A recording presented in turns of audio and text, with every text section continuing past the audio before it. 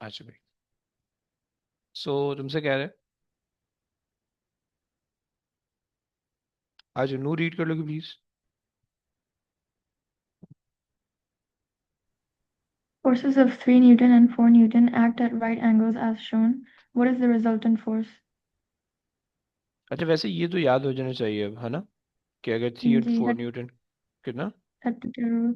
Head to tail rule है। Okay, so आपने एक ये लगाया, सही, एक ये लगाया, सही। अरे बन जा भाई, ये बन गया, ये 4 आ गया, ये 3 आ गया, रिजल्टेंट ये आ जाएगा, सही है। और आपको पता चल रहा है पाइथागोरस थ्योरम लगेगा, 4 square is 16, 3 square is 9, 9 + 16 25, √25 is 5 along 5 O Newton. Y। Yes, सही हो गया, गुड। ये भी रीड कर लो तुम ही, नूर आप रीड कर लो। A light ball is held at rest at the top of a tall cliff. It is released and falls through the air, eventually reaching its terminal velocity. Which row describes the behavior of the ball as it descends? हम्म, क्या कहती हो? Initially speed 0 होगी, सही है। और Initial acceleration कितनी होगी initially? B, G. जी, ओके, गुड, वेरी गुड।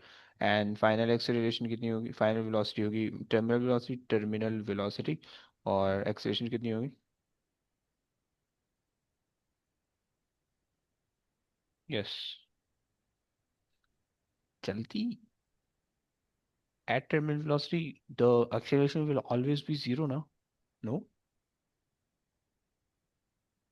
नहीं, कुछ तो बोलो यार प्लीज। नहीं समझ में आया, या मेरा नेट नहीं चल रहा है, या कुछ बोल रही हो मुझे पता नहीं चल रहा। यस, मुझे आपकी आवाज़ आ रही है। तो फिर से समझा सकते हैं. कौन सा वाला पार्ट, ये वाला या दोनों? Terminal velocity. देखो टर्मिनल वेलोसिटी का मतलब ये होता है, पहले तो आपके पास ना, लेट से उसने जब ड्रॉप किया था तो वेलोसिटी 0 होगी, लेकिन ऑब्वियस सी बात है ग्रेविटी तो होगी ना, तो ग्रेविटी की वजह से एक्सेलरेशन होगी, राइट, 9.81 की। फिर लेट से इस पॉइंट पे आगे वो टर्मिनल वेलोसिटी उसने रीच कर गया, राइट। टर्मिनल वेलोसिटी का मतलब ये होता है कि upward velocity, sorry upward force, upward force should be equal to downward force, right, जी. Downward force, right. और अगर अपवर्ड फोर्स और डाउनवर्ड फोर्स बराबर है तो रिजल्टेंट फोर्स 0 है, राइट। रिजल्टेंट फोर्स 0 हो जाएगी, और जब रिजल्टेंट फोर्स 0 होगी तो एक्सेलरेशन भी 0 हो जाएगी, राइट। जब एक्सेलरेशन 0 होगी तो वेलोसिटी कांस्टेंट यानी टर्मिनल वेलोसिटी आ जाएगी, राइट। सो ये ऑलवेज रूल है कि if you are moving with a terminal velocity, constant terminal velocity, then your acceleration will always going to be 0। Okay, is that clear? Okay. जी. Perfect.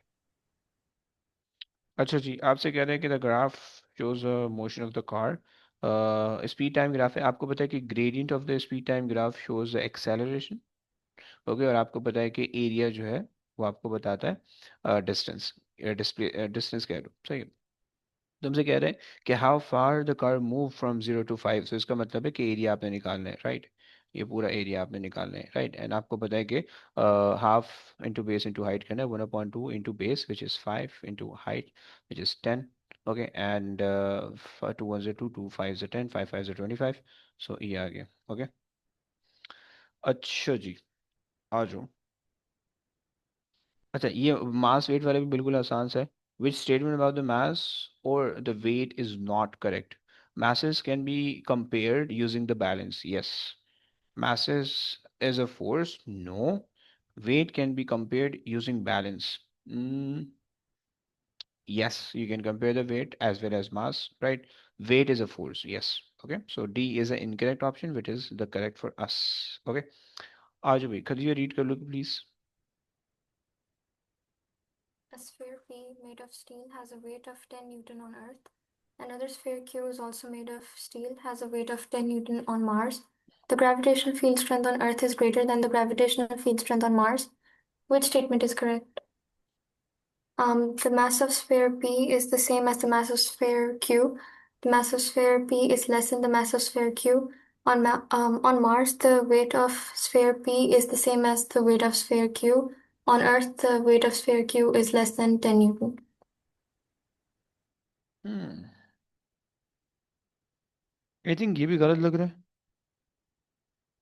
B is the only option, right? क्योंकि जी। अगर दोनों की gravity अलग अलग है तो मासेस भी अलग अलग होनी चाहिए, राइट? क्योंकि वेट सेम आ रहे हैं, right? And the mass of the sphere P is less than the mass of the sphere Q, right? Fine, सही हो गया। अच्छा जी, गुड है। चलो, okay, so which two quantities must be known in order to determine the density of the material? So density is equals to mass upon volume, right? Mass over volume, right? And mass आपके पास mass and the volume B, right? Simple से। आज करिए, read कर लो please. A truck is towing a car along a straight horizontal road at a constant speed. The rope breaks. Which row gives the direction of the initial acceleration of the truck after the rope breaks and the reason for the acceleration? हम्म। अच्छा, इन्होंने कहा कि towing car constant speed के साथ जा रही है, right? Truck is towing, okay, truck constant speed पे जा रहे हैं, सही है। रो ब्रेक, अच्छा। लेकिन यहाँ पे टेंशन होगी, सही, टेंशन इन द स्ट्रिंग होगी, सो यहाँ से टेंशन इधर लग रही होगी, यहाँ से टेंशन इधर लग रही होगी, सही है। अच्छा जी। अब आप बताइए क्या होगा।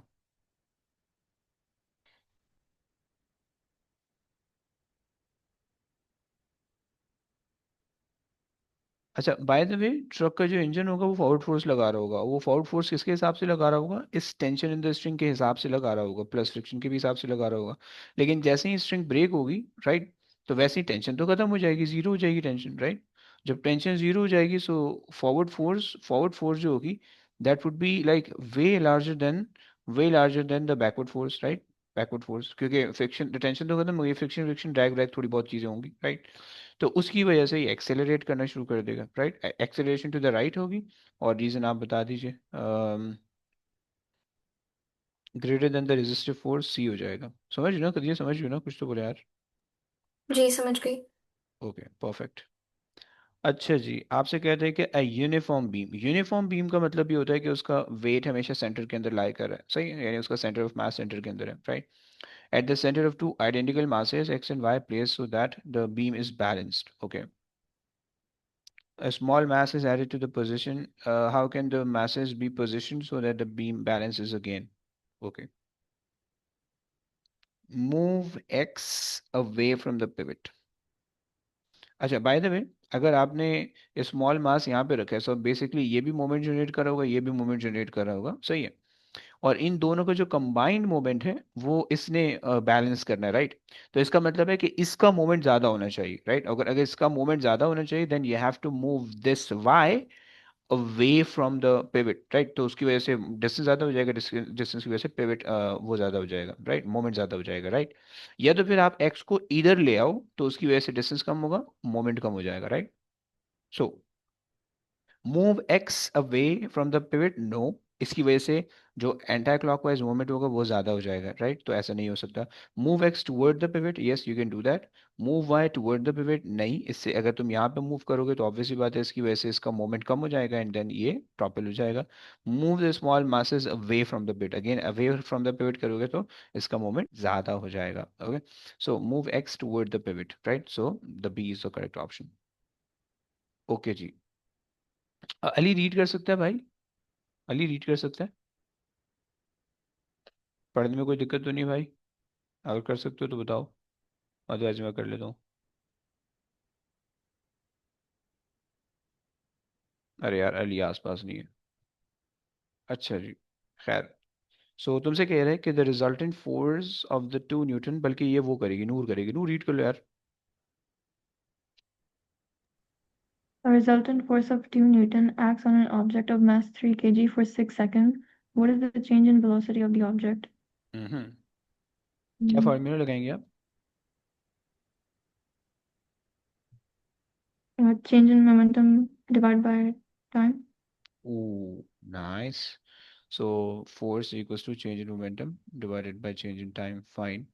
अच्छा जनाब, सो अच्छा, चेंज इन मोमेंटम को हम ऐसे भी तो लिख सकते हैं ना, M times change in velocity divided by change in time, what you say, है ना? एंड हम्म, फोर्स फोर्स हमारे पास है 2 न्यूटन की, चेंज इन टाइम हमारे पास है 6 न्यूटन का, मास हमारे पास है 3 केजी का, राइट? सो 3 1 3 2 2 4, सो सी। सही है ना? जी. परफेक्ट। ये भी रीड कर लो। The diagram shows the energy stores for a mobile cell phone and how the energy is transferred between stores. What describes how the chemical energy is transferred? Hmm Mm,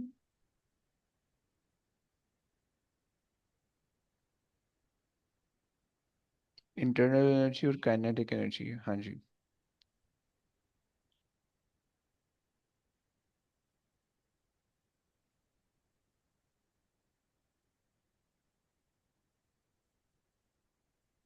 देखो, mobile phone है। electrical work done. Very good, very good. Mobile phone है इस वजह से, है ना? Mm, very good. सही है, परफेक्ट। अगर कोई मूविंग ऑब्जेक्ट होता तो फिर आप मैकेनिकल वर्क डन कह देते, राइट? कोई लाइट वाइट होती तो इलेक्ट्रोमैग्नेटिक वर्क डन कहते हैं, सही? या इलेक्ट्रोमैग्नेटिक वेव, खैर। आगे आ जाओ, करिए, रीड कर लो please. A wind turbine is 30% efficient and has an output of 2.5 megawatts of electrical power. What is the power in क्या फॉर्मूला यूज कर ले? वो output over input times 100? Perfect. Okay, so 30 divided by 100, और या 0.3 ले लेते हैं इसको, 0.3 इज इक्वल टू आउटपुट है 2.5 एक्सपोनेंट 6। अच्छा, मेगा के अंदर ही चाहिए तो फिर हम नहीं लगाते हैं, राइट? डिवाइडेड बाय इनपुट, सही। इनपुट को आपने बना लिया सब्जेक्ट। 0.3 कितना आता है? 8.3. 8.3। परफेक्ट, हो गया। और ये भी रीड कर दो। Which two physical quantities must be used to calculate the power developed by a student running up a flight of steps? Force exerted and the vertical height of the steps only. Force exerted and the time taken only. Work done and the vertical height of the steps only. Work done and the time taken only. हम्म अच्छा जी। Power का मतलब अगर वो ऊपर जा रहा है तो ऑब्वियसली बात है, जीपीई। जीपीई ओवर टाइम करेंगे आप, है ना? सही है। G. और जीपीई के लिए आप हाइट मैटर करती है, एमजीएच, राइट? हाइट आप चेंज, हाइट आप मेजर करती हैं, राइट? तो अब आप देख लें कौन सा होना चाहिए।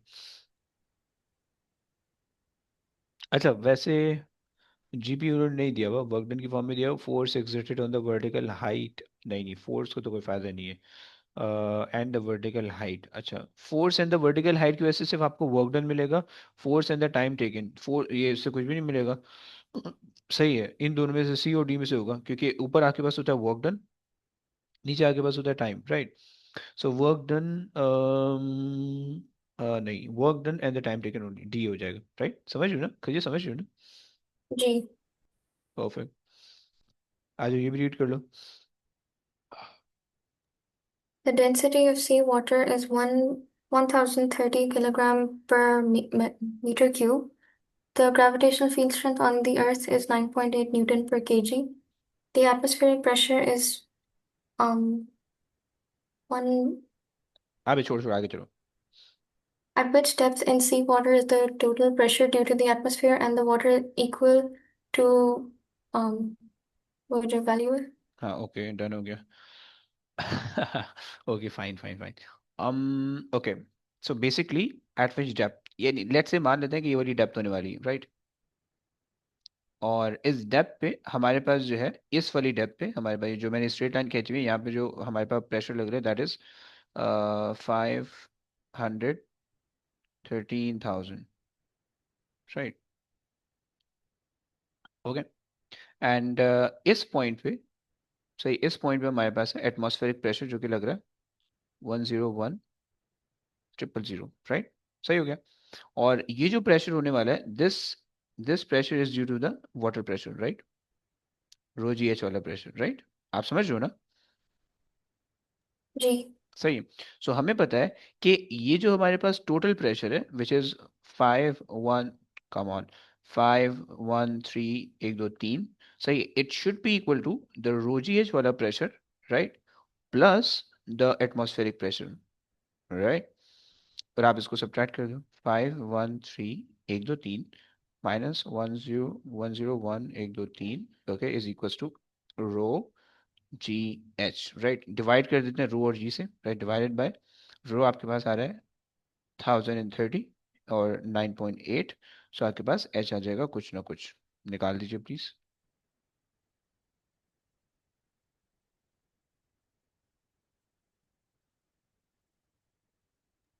40.8। 40.8 ओके ए बन रहा है सही हो गया। समझ में आया कि नहीं आया ऊपर से गया। समझ आ गया। ओके परफेक्ट सही।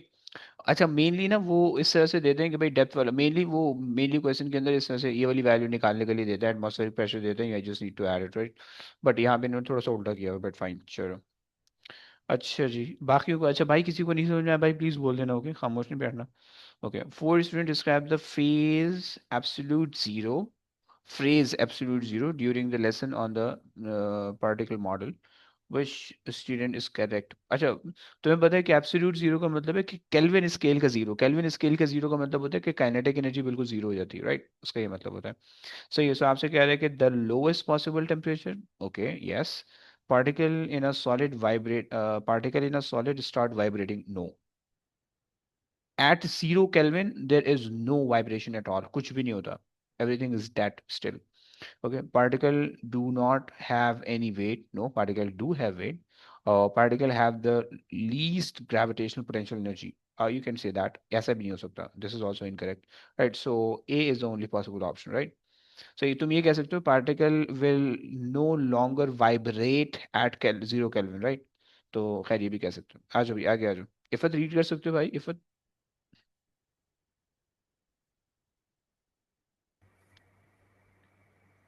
Four students are asked to state and explain the relative magnitudes of the thermal expansion of solids and gases. Which student is correct? A. Gases expand more than solids because the molecules in a gas are in a random motion. Gases expand more than solids because the attractive forces between molecules are much weaker in gases. Solid expand more than gases because the molecules are closer together in solids. Solids expand more than gases because the molecules in a solid are in a regular pattern. So gases expand more than solids because the attractive forces between molecules are much weaker in gases. Much weaker in gases. Perfect हो गया।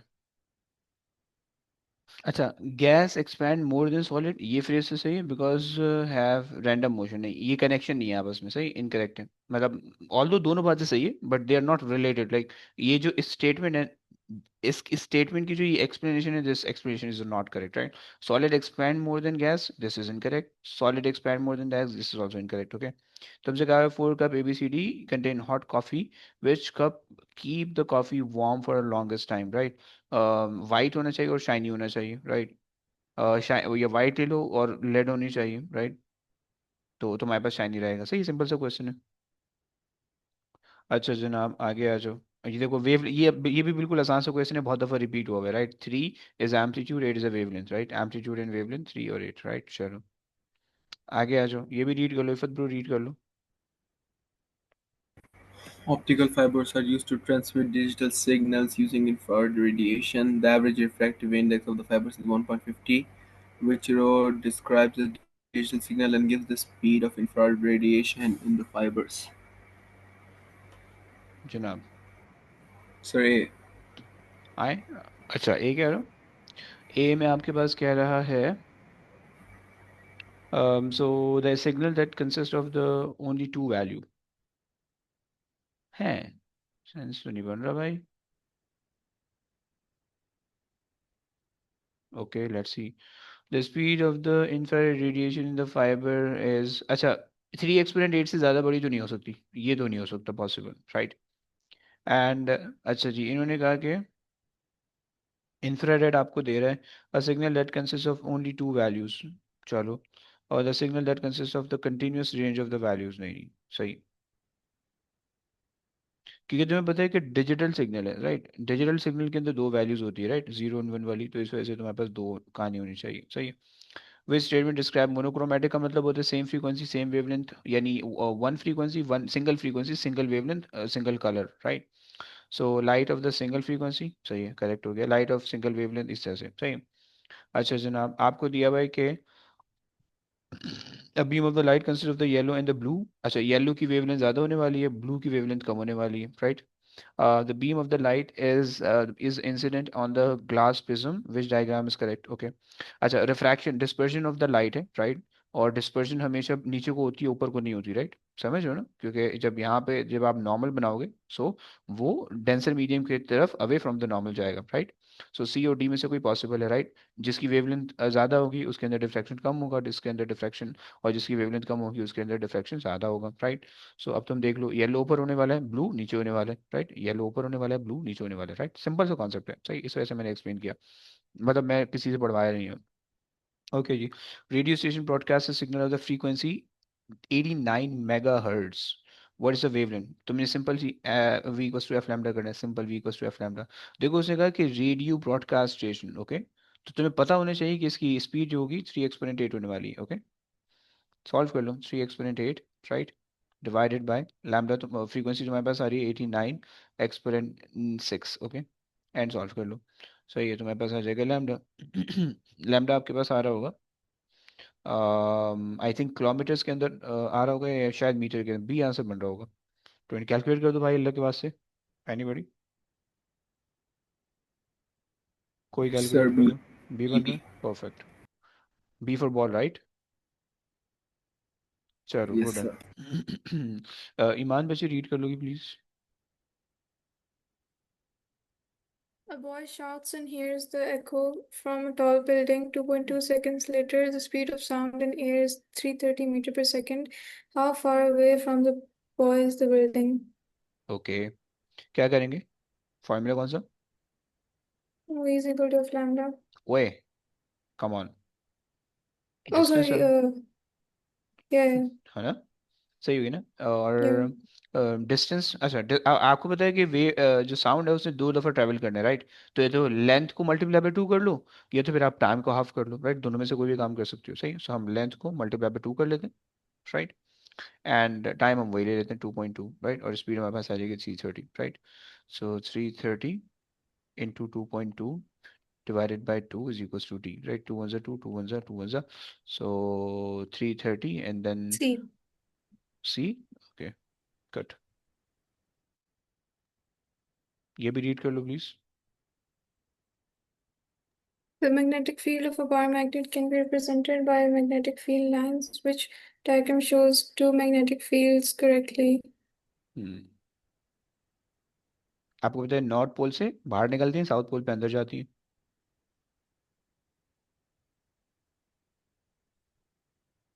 Yeah, so it's D. D? अबे चमाट पड़ेगा ऐसा, D के अंदर दोनों से बाहर आ रही है? नहीं, ए नहीं होना चाहिए, क्या कहती हो?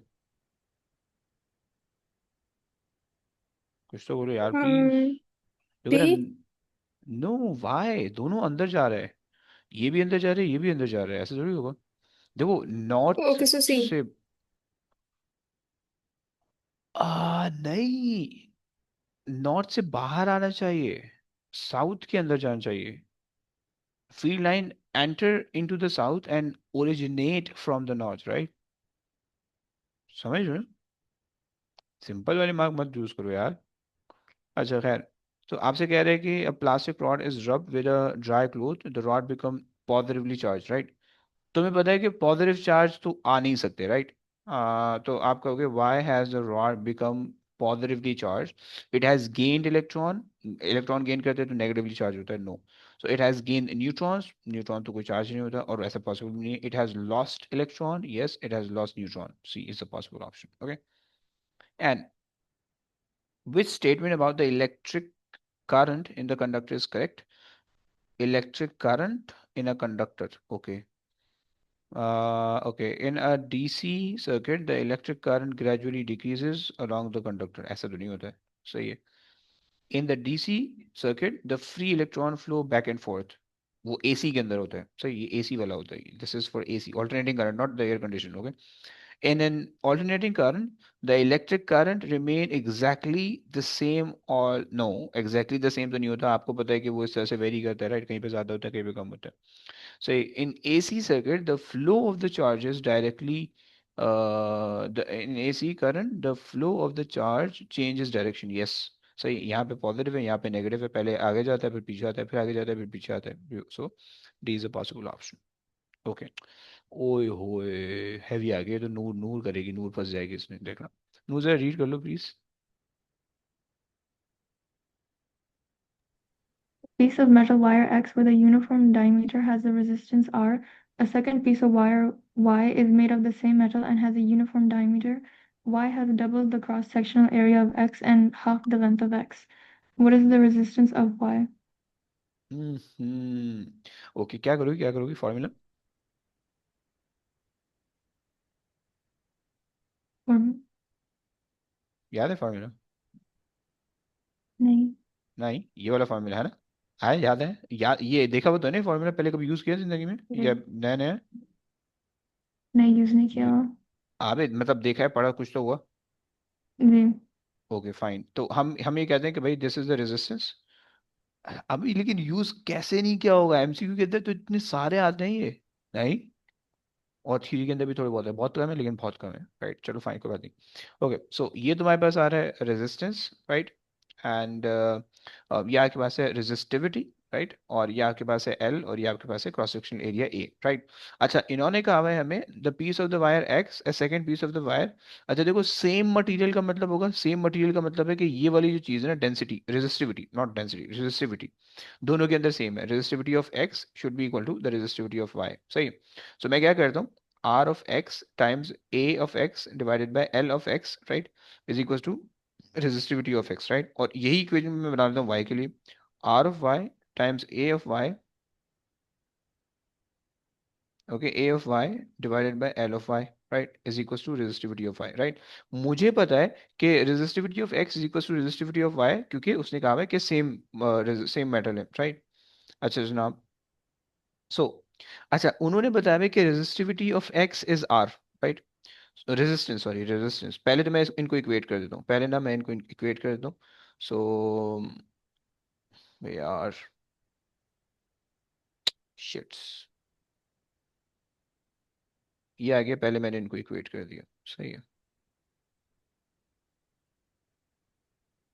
ये इनको इक्वेट कर दिया। अच्छा, अब रेजिस्टिविटी ऑफ आर, सही है, और रेजिस्टिविटी ऑफ एक्स मेरे पास आर की फॉर्म में, सही। इन्होंने कहा हुआ में कि a second wire has cross sectional area double cross sectional area than X, right? So हमारे पास अगर cross sectional area of X A है, so cross sectional area of Y जो है वो उसका डबल होने वाला है ना? ये आपको समझ में आया ना? ये 2a होने वाला है ना? जी। अच्छा जी, ये समझ में आ गया। अब दूसरी चीज ये है कि जो आपके पास लेंथ है, वो आपके पास इन्होंने कहा हुआ है कि फर्स्ट वाले की अगर लेंथ एल है, तो अच्छा, and X has half the length, so इसका मतलब है कि एल बाई टू में कर लूँ, है ना? काम हो जाएगा। जी। Perfect perfect perfect, okay. So अगर हम सिंप्लीफाई करें, रेसिप्रोकल करेंगे, सो ये टू ऊपर चले जाएगा, जो डिनोमिनेटर वाला टू है वो ऊपर चले जाएगा, सही। और तुम आपके पास बच जाएगा R A over L equals to R Y times two times two four हो जाएगा, क्योंकि रेसिप्रोकल हो गया, डिवाइडेड बाय एल। नूर समझ में आया ना? प्लीज बताओ। जी। नहीं समझ में आया? नहीं नहीं। आ गया? अबे क्या मतलब? जी। हाँ, ओके ओके, सही। एल से एल कैंसिल कर देते हैं, ए से ए कैंसिल कर देते हैं, आर मत कैंसिल कर देना क्योंकि आर हम निकाल रहे हैं, ओके। सो अब आपके वो इक्वेशन बन गई है, R is equal to R Y times four, right? और हमें आर वाई को सेपरेट बनाना है, so R over four is equal to R Y, right? Sir clear? जी। ए लेवल्स के अंदर ये बहुत ज्यादा क्वेश्चन आने वाले हैं इस तरह के, राइट? ओ लेवल्स के अंदर बहुत कम है, बट एग्जैक्ट सेम चीज ए लेवल्स के अंदर बहुत भर भर के आएगी। ओके, आ जाओ भाई, बल्कि ये भी कर लो नूर, ये भी कर लो। An electrical fire is connected to a 240-volt supply and transfers energy at a rate of 1 kilowatts. How much charge passes through the fire in 1 hour? Hmm, charges, okay, power charge का formula Q equals to Q/T. वो I T. Okay fine Oh, fine fine fine fine, वो I equals to Q और T होता है, fine, good है, कोई मसला नहीं है। अच्छा जनाब, और पावर का formula? IVT. I V not T, energy बन जाएगी। Oh, sorry. Okay, energy, okay. So power इन्होंने हमें दी हुई है 1000, राइट? और वोल्टेज हमें दिया हुआ है 240, है ना? तो यहाँ से आ जाएगा हमारे पास करंट कितना है।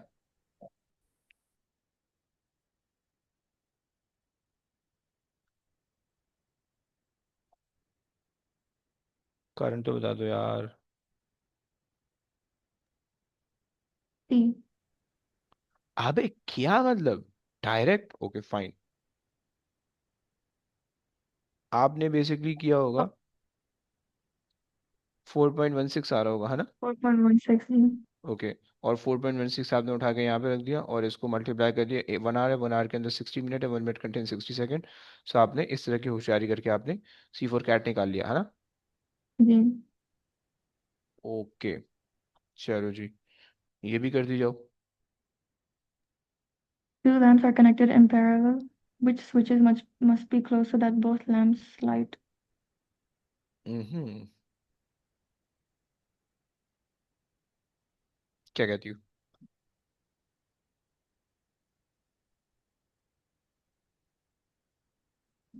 तीनों. भाई ओए होए, क्यों क्यों क्यों। अगर हम, अच्छा ओके, पक्की बात है, देख लो सोच लो, सोच रही हो। S1 and S2 only. Bro S1 और S2 तो वो बिल्कुल बैटरी के साथ लगे हुए, कोई भी एक डिस्कनेक्ट करोगी या कोई भी एक ओपन छोड़ दोगी तो वो सर्किट ही इनकम्प्लीट रह जाएगा राइट। तो उसको तो आपको कनेक्ट करना पड़ेगा। जब S1 S2 दोनों कनेक्ट होंगे और S3 खुला हुआ होगा तो सिर्फ ये वाला लैम्प जल रहा होगा। जब S3 क्लोज होगा दोनों चलेंगे, है ना, ऐसे ही सोच रहे हो ना। Hmm. परफेक्ट। ओए होए टाइट। ये खदीजा करेगी, खदीजा आ जाओ रीड कर लो please. The diagram shows a circuit that switches on a lamp when there is a change in the environment. Which change in the environment causes the lamp to be switched on? Okay अच्छा, by the way ये क्या है, ये किस बला का नाम है, इस बला का क्या नाम है। Variable resistor. अबे वेरिएबल रजिस्टर के ऊपर तीर होता है, मतलब एरो होता है, एरो। Oh, thermistor. पक्का। G. गुड ओके, और थर्मिस्टर किस चीज़ पे डिपेंड करता है। Temperature. गुड। तो और टेम्परेचर कम होना चाहिए या ज़्यादा होना चाहिए। ये चलो ओके Um, देख लेते हैं, वो सोच लेते हैं। खैर खैर, which change in the environment causes the lamp to switch on. Okay अच्छा, इन्होंने रिले लगाया हुआ है, ये समझ में आ रहा है, रिले समझ में आ रहा है ना। G. सही है। और अब रिले के अक्रॉस अगर ज़्यादा वोल्टेज होगा तो आपके पास रिले एनर्जाइज होगा और ये इस स्विच को अट्रैक्ट कर लेगा, है ना। G. तो सही है। तो हमें इसके अक्रॉस ज़्यादा वोल्टेज चाहिए राइट, सो हमें यहाँ पे वोल्टेज ज़्यादा चाहिए राइट। ऊपर वोल्टेज क्या होना चाहिए, ऊपर कम होगा फिर वोल्टेज राइट। और अगर ऊपर वोल्टेज कम है तो उसकी रेजिस्टेंस भी कम होनी चाहिए, तभी वोल्टेज कम होगा। और रेजिस्टेंस कम होगी तो टेम्परेचर क्या होगा। ज़्यादा होगा. ओए होए टाइट। तो very good, so increase in the temperature. सही हो गया, परफेक्ट। आ जाओ ये भी करती जाओ। A step down transformer is 100% efficient. It has an input voltage of 240 volts AC current and an output voltage of 60 volts AC. The current in the primary coil is 0.50 amps. What is the current in the secondary coil? हम्म, क्या formula लगा रहे हैं। वो IPVP is equal to ISVS. अच्छा ऐसा कर लें, चलो सही है। सही है, मैंने थोड़ा सा ऐसा रट्टा लगाया है बट वो वही बन जाएगा राइट, क्रॉस मल्टीप्लाई करोगे तो वही बन जाएगा, सही है। What is the current in the secondary coil. Okay so step down है, सही है, 60 ऊपर आ जाएगा, 240 नीचे आ जाएगा, इज इक्वल्स टू। और current in the primary is 0.5, secondary के अंदर आपके पास आ जाएगा ये। सही है। सही है, सॉल्व कर लो। 120 डिवाइड बाई 62।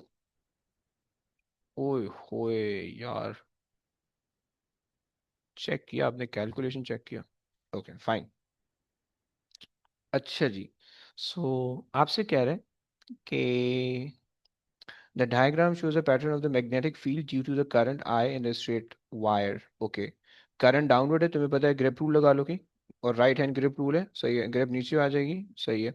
फिंगर जो, एक सेकेंड, तो आपके पास ये डायरेक्शन सही नहीं है, मैग्नेटिक फील्ड की डायरेक्शन ये होनी चाहिए राइट, कर्ल फिंगर की वजह से डायरेक्शन ये होनी चाहिए, फाइन। अच्छा जनाब, which row is correct. Direction of the field is should be Y Y, greater at like near, करीब वाली जगह पे ग्रेटर होनी चाहिए, दूर वाली जगह पे वीकर होनी चाहिए, राइट? सो क्यू पे greater at Q than P, D हो जाएगा। सही हो गया। चलिए जी। In which device is the electro in which device is the magnetic effect of the current not used? Magnetic effect of the current, okay fine।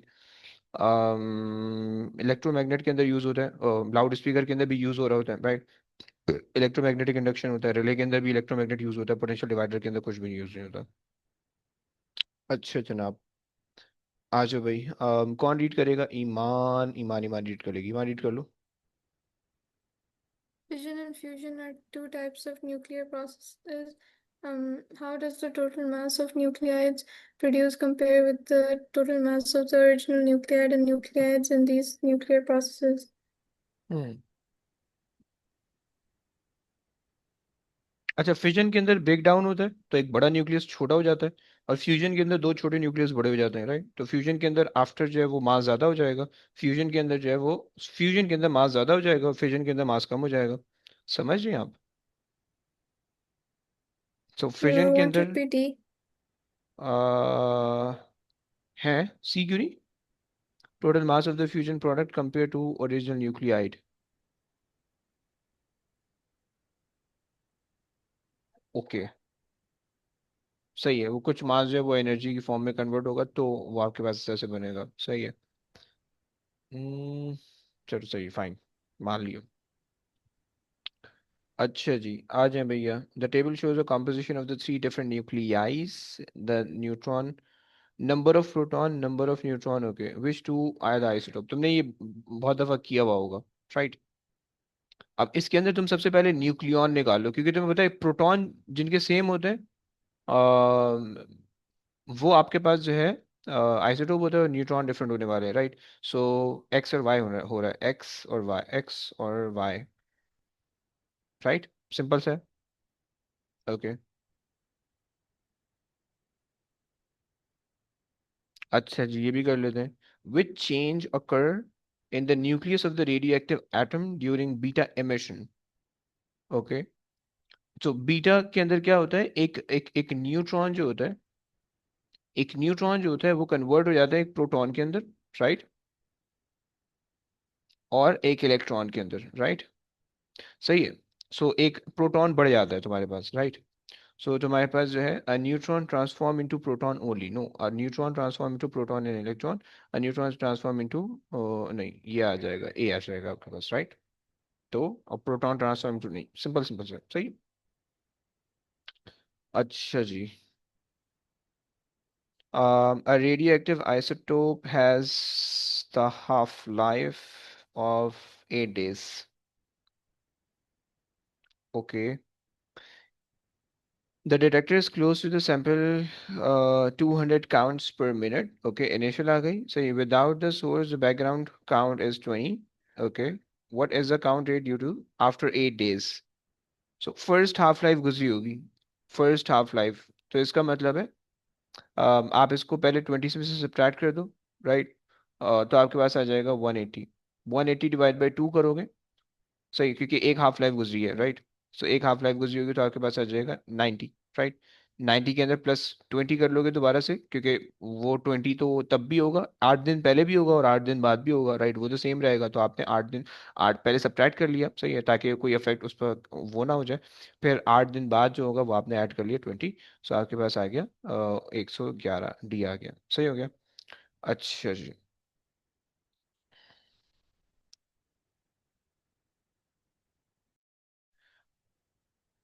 अच्छा जी, सो आपसे कह रहे हैं कि which statement about the solar system is correct. Okay. So solar system बोले तो भाई, all the planets are rocky. Okay, only the earth has a moon, no. Pluto is a dwarf planet, yes. There are many stars in the solar system, yes. No, not in the solar system. There is only one star in the solar system, and that is Sun. So that is incorrect. Pluto is a dwarf planet. That is correct. And only Earth has moon. No. There are other planets. All the planets are rocky. That's also not true. Comet are the bodies which orbit the sun in the solar system. What is the shape of the orbit and how the sun positioned within the orbit? Okay.